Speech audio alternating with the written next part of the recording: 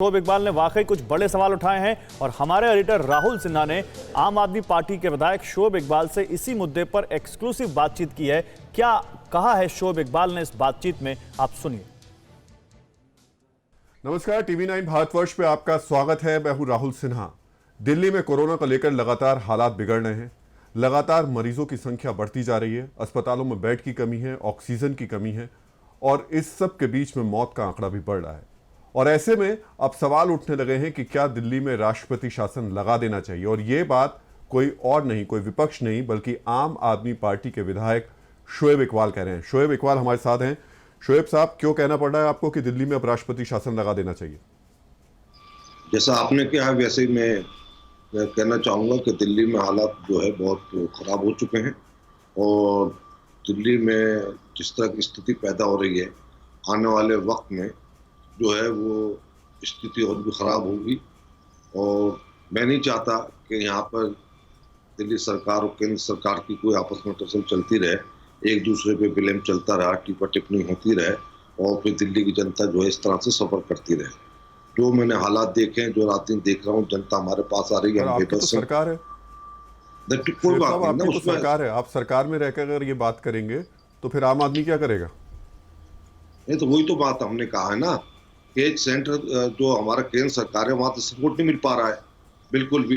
दिल्ली में जहाँ तक ताल्लुक है, आपको बता दूं, हम चाहते हैं कि दिल्ली में हाई कोर्ट की निगरानी के अंदर लेफ्टिनेंट गवर्नर को 3 महीने के लिए राष्ट्रपति शासन उसमें लगा दिया जाए।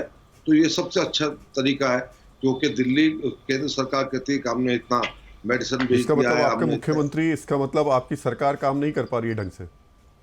मैं कह रहा हूँ केंद्र सरकार भी नहीं कर पा रही ना, केंद्र सरकार भी बेबस है। आज हमको मदद जो लेनी पड़ रही है केंद्र से। सवाल केंद्र सरकार का नहीं है शोएब साहब, सवाल यहाँ आपकी सरकार का है। वहीं आ रहा हूँ, दिल्ली की जिम्मेदारी आपकी सरकार की है, ये बात दिल्ली हाईकोर्ट कह चुका है। नहीं, वही मैं आपसे कह रहा हूँ, केंद्र सरकार को भी कह चुका है।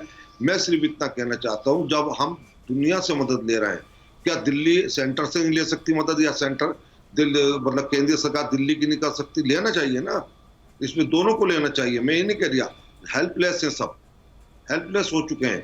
अब दिल्ली के अंदर देखिए क्या सेंटर गवर्नमेंट, लेकिन ये बात तो आपको इस समय आप जो बात कह रहे हैं शोएब साहब, बहुत गंभीर बात है। मैं आपसे बहुत बहुत बहुत सीधे से पूछना चाह रहा हूं कि क्या आपको लग रहा है कि इस वक्त दिल्ली सरकार कैपेबल नहीं है और इस वजह से सेंटर को टेक ओवर कर लेना चाहिए? बहुत जरूरी बात है, क्योंकि अगर आपको लग रहा है कैपेबल नहीं है, मुख्यमंत्री काम नहीं कर पा रहे हैं, उस तरीके की स्ट्रेटेजी नहीं बन पा रही है, तो तुरंत केंद्र सरकार को स्टेप उठाने चाहिए।